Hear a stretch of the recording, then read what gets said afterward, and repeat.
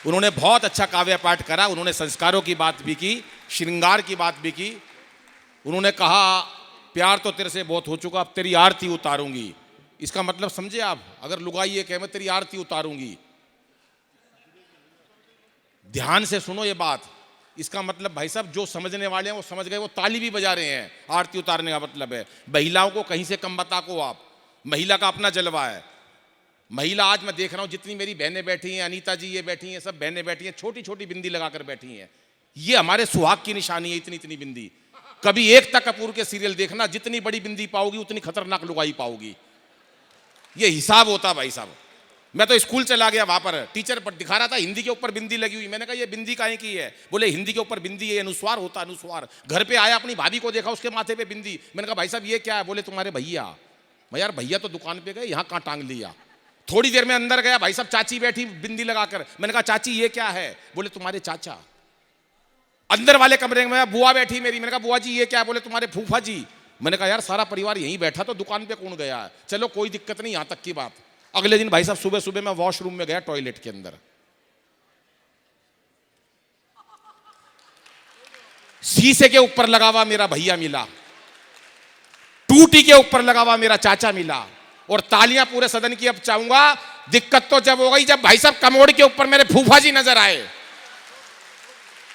ये हमारे महिला शक्ति की ताकत है। लेकिन उन्होंने बहुत बढ़िया पढ़ा। चार पंक्तियां महिलाओं के लिए कह भी देता हूं। हंसी मजाक में बहुत कुछ कह सकते हैं, लेकिन संस्कारों की बात भी कहना चाहता हूं कि हम बेटियों को गर्भ में मार देते हैं कि इसे बेटा बना पालो तो इतिहास छू लेगी, इसे बेटा बना पालो तो इतिहास छू लेगी। अरे करो विश्वास बेटी पर तो ये विश्वास छू लेगी। कभी जीवन में बेटी को नजरअंदाज मत करना, जरा से पंख खोलोगे तो ये आकाश छू लेगी, जरा से पंख खोलेगी।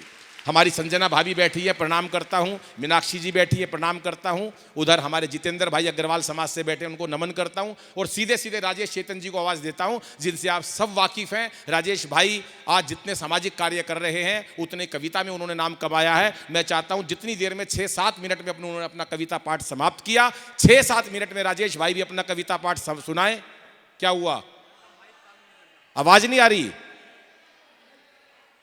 तो ऐसा इनको तो आ रही है। मैं आपके पास आ रहा हूं, 7-8 लोगों के पास। भैया मैं माइक वाले से निवेदन करूंगा कि उस तरफ आवाज नहीं आ रही है, वो इसीलिए बैठे हैं, तालियां नहीं बजा रहे। मैं सोचूं ऐसी तो मैंने क्या बात कह दी जो ताली नहीं बजा रहे। एक बार जरा सारे में आवाज आ जाए, ऐसा माइक कर दो। आ रही है जी? नहीं आ रही? स्पीकर वो ठीक, तो इधर आ जाओ ना, इतनी जगह पड़ी, या मंच पे आ जाओ मेरे पास। सर आप तो हमारे भाई हैं। एक बार जरा माइक वाले से निवेदन करूंगा, यहां का स्पीकर ठीक कर दे, मॉनिटर ठीक कर दे। इधर का आ गई? पहले क्यों नहीं बताइए? 1 घंटे से बोल रहा हूं मैं। आइए सर, अब आपके पास नहीं आ रही? मैंने कहा 300 आदमी तो मेरे को ये कह चुके हैं कि अनिल अग्रवंशी तुम्हें सुनने आए हैं बस, और वो 300 के 300 चले गए। बाकी बैठे हैं सारे के सारे, उनमें से एक नहीं दिख रहा मेरे को। अभी एक जने ने मेरे से ये पूछी, जैसे इनसे पूछी थी ना शनि महाराज और लक्ष्मी माता में आप किसको पसंद करते हो, तो किसी झूठ नहीं बोल सकता था। अभी मेरे से पूछा उन्होंने खुशबू में और पवार जी में कौन ऊंचा है। मैंने कहा खुशबू तो मन आती हुई अच्छी लाग है, और पवार जी के लिए तालियां बजा दो साहब। टेंशन नहीं रखनी जीवन में। सर क्या क्या दिन नहीं देखे हमने। सर मैं क्या, कोरोना गया बहन जी, आप पढ़ी लिखी लग रही हो इसलिए कह रहा हूं। कोरोना गया, क्या क्या दिन नहीं देखे बाबूजी। गणपत जी कहां गए? नहीं खड़े नहीं होना, बैठ जाओ। क्या क्या दिन नहीं देखे कोरोना में बाबूजी। वही लुगाई देखी 2 साल तक, सवेरे से शाम तक वही वाली।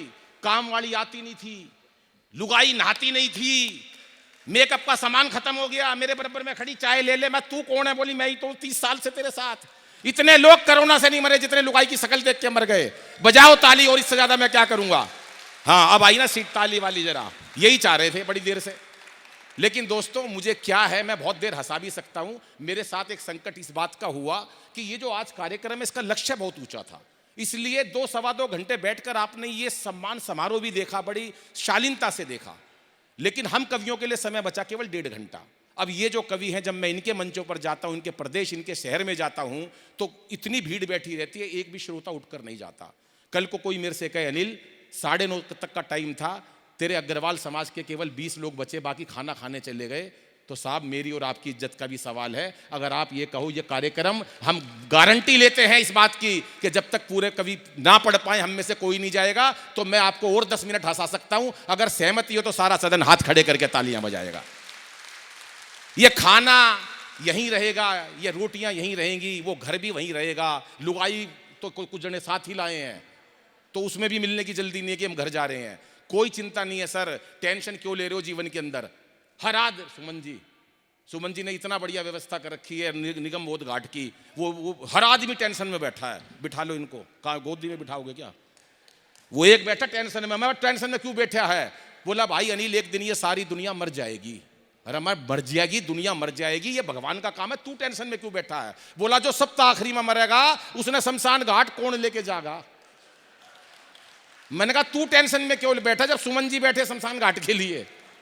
तो अलग अलग दृश्य होता है। शमशान घाट की भी एक छोटी सी बात बता देता हूं, परवीन भाई सुनो, फिर अगले कवि को बुलाता हूं। मैं चला गया भाई साहब शमशान घाट में, वहां पर लिखा हुआ मृत्यु अटल है। एक हमारे साथ हमारे दूसरी दल का था, वो पार्टी का, उसके पिताजी गुजर गए थे। उसकी निगाह पड़ी वहां पर, उसने देखा मृत्यु अटल है। बोला अनिल भाई देख ले यहाँ भी राजनीति। मैंने कहा क्या हो गया? बोला देख क्या लिख रखा, मृत्यु अटल है। अरे मैंने कहा ये अटल बिहारी वाजपेयी वाला अटल नहीं है, ये है मृत्यु निश्चित है। बोला नहीं तेरे को नहीं पता, ये राजनीति है। मैं फिर यहां पर क्या लिखा होना चाहिए? बोला ना मृत्यु अटल है ना आडवाणी है, मृत्यु राहुल। अगले ने बताई मेरे को, मैं क्या करूं इसके अंदर।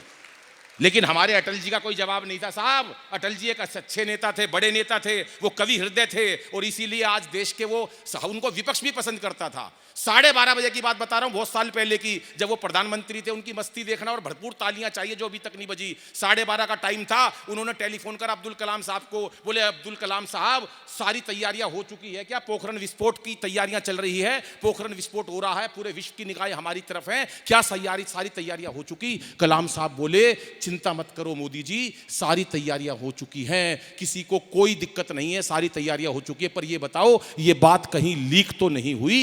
अटल बिहारी वाजपेयी बोले लीक कहां से होगी, ना तो तेरा ब्याह होया। तालियां थोड़ी हैं ये बात। भाई इतनी मेरे को छूट दे दो तो मैं तो धूम मचा दूं, पर टाइम की मेरे पास कमी थी। लेकिन अब आपने थोड़ा सा टाइम दे दिया तो थोड़ा सा टाइम एक्सटेंड करता हूं। राजेश भाई ने बहुत अच्छा काव्य पाठ करा, राजेश भाई का कोई मुकाबला नहीं। आज मैं जो कुछ भी हूं राजेश की वजह से हूं, राजेश नहीं होता तो मैं और आगे होता। तो अगले कवि को आमंत्रित करता हूं जिनका नाम प्रवीण शुक्ला है। प्रवीण शुक्ला एक बेहतरीन कवि, जो छोटी सी आयु का बड़ा कवि है, काका हाथरसी अवार्ड से सम्मानित है। इतनी ज्यादा उन्होंने पुस्तकें लिखी हैं कि 17वीं पुस्तक वो लिखने जा रहे हैं। मैंने उनसे कहा जब 16 पुस्तक किसी ने तेरी नहीं पढ़ी तो तू 17वीं क्यों लिख रहा है?